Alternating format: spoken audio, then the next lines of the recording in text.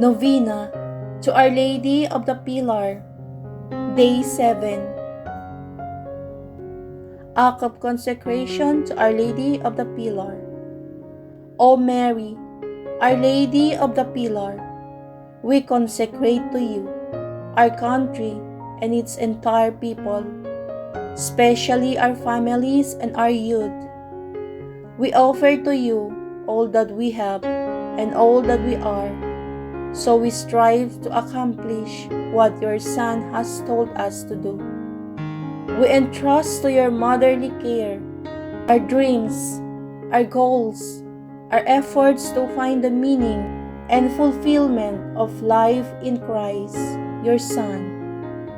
Amen.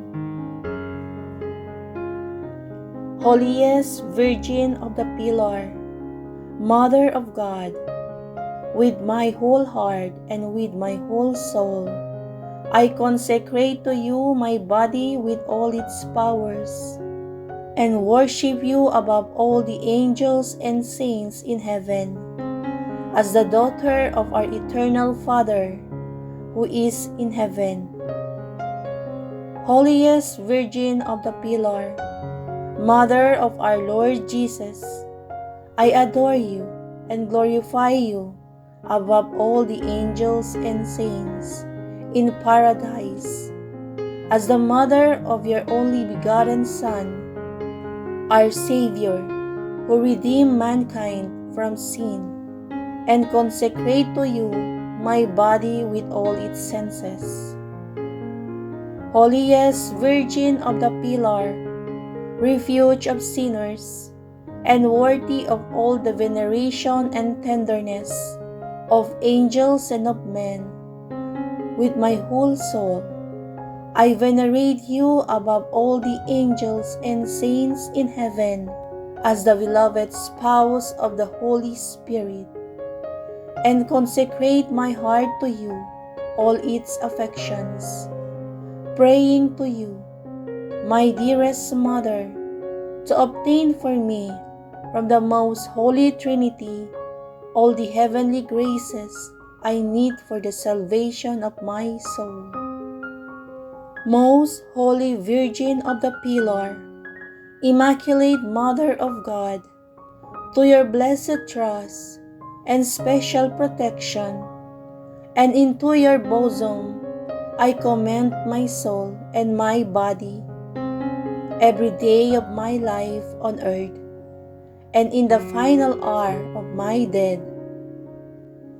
To you, my ever Virgin Lady of the Pillar, I entrust to your care all my problems, worries, and miseries, my life and end of my life, so that by your kind intercession and by your own merits, all my actions may be directed and disposed according to your will and that of your divine Son, Jesus. O Virgin of the Pillar, I give myself entirely to you, body and soul, to show my eternal devotion to you. Dearest Mother, I consecrate to you this day my eyes, my ears, my mouth, my heart, and my whole being without reserve. Wherefore, my good and dearest Mother, as I am yours, keep me and guard me as your property.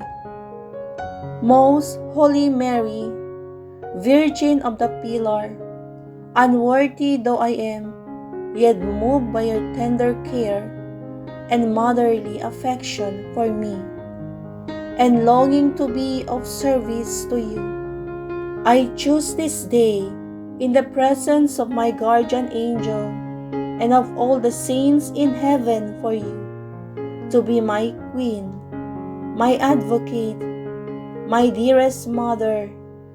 I firmly resolve to be of service to you, now and always, and to do what I can to glorify your holy name and honor. Wonderful Virgin of the Pillar, You are all mine through your holy and loving mercy.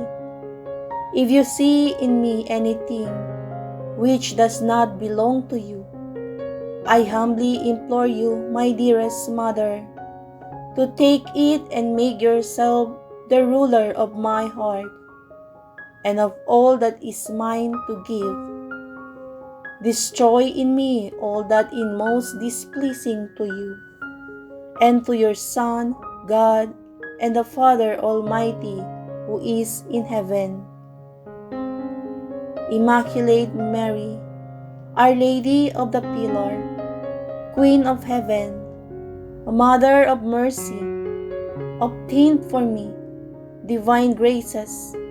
I firmly resolve this day and always to entrust my heart and soul into your hands, to be consecrated to our Lord and Savior.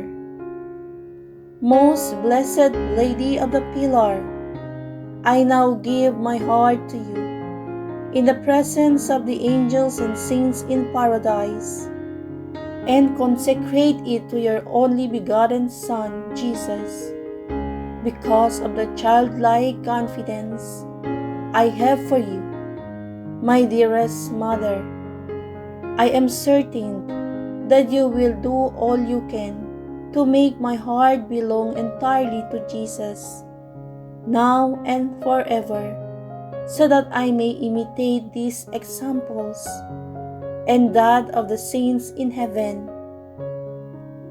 Therefore, my most devoted and loving Mother, Virgin of the Pillar, aid me in my every thought, word, and action, and beg for me from your Son Jesus the graces never to be displeasing in his sight. Dearest Mother, think of me and do not abandon me in life and in the hour of my death. Amen.